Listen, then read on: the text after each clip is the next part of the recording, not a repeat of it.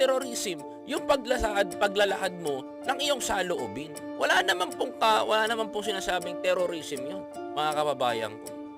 Yan yung commentary na sinasabi natin. Kaya tandaan niyo, careful sa lahat ng binibitawan niyo. Kaso nga lang yung commentary niya is sobra-sobra. Bakit? Namamahiya na siya ng tao.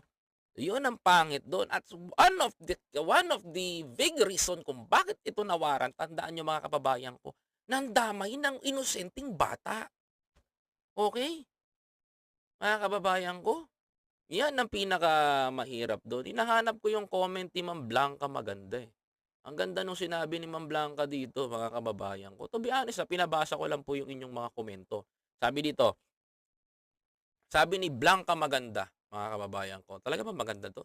Kung totoong may warrant 'yan at sino ang nasa likod ng warrant niya? Ito, ito daw sabi